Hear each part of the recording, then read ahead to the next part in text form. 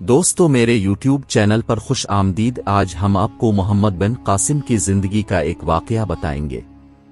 محمد بن قاسم 695 کے لگ بھگ پیدا ہوئے۔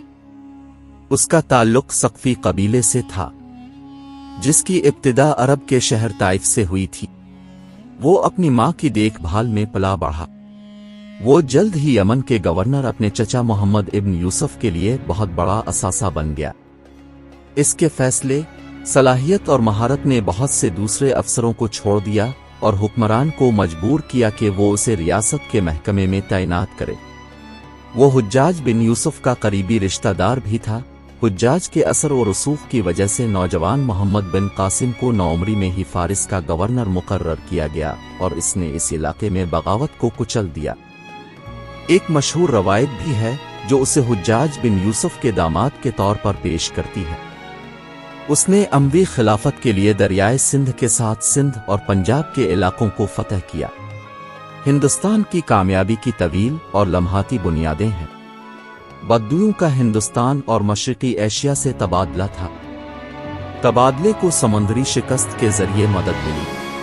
سندھ کے پرائیویٹرز کی لوٹ مار کی وجہ سے یہ شکست خطرناک تھی۔ بدو باغیوں کو بھی سندھ میں پناہ ملتی ہے۔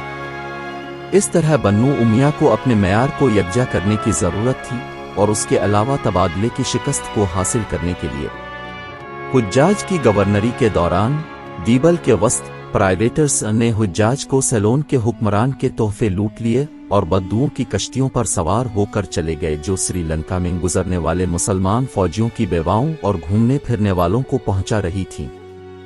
اس لیے اموی خلافت کو حقیقی وجہ بتاتے ہوئے، جس نے انہیں مکران اور سندھ کے اضلاع میں ایک کریشن حاصل کرنے کا اختیار دیا، اموی خلافت نے محمد بن قاسم سے سندھ پر حملہ کرنے کی درخواست کی۔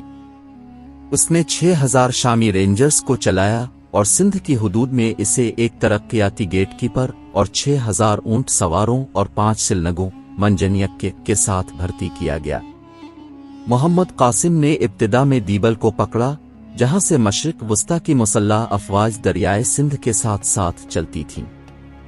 روہری میں اس کی ملاقات داہر کے اختیارات سے ہوئی۔ داہر لڑائی میں آگے نکل گیا، اس کے اختیارات کو کچل دیا گیا اور محمد بن قاسم نے سندھ پر کمان سنبھالی۔ محمد بن قاسم 712 فروغ میں دیبول میں داخل ہوا۔ اپنی کوششوں کی وجہ سے وہ دیبل کو پکڑنے کے حوالے سے غالب رہا۔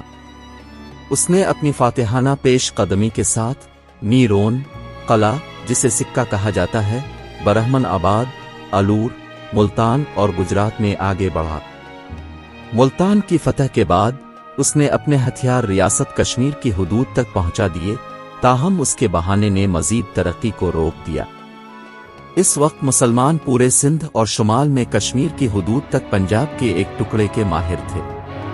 کامیابی کے بعد اس نے ایک کفایت شعاری کی حکمت عملی اختیار کی، جس میں مقامی لوگوں کی طرف سے مسلم حکمرانی کو تسلیم کرنے کی درخواست کی گئی تاکہ وہ اپنے سخت اور سماجی طریقوں میں رکاوٹ نہ ڈالیں۔ انہوں نے اسی طرح ٹیکس وصولی کے ٹھوس فریم ورک کے ساتھ ہم آہنگی طے کی۔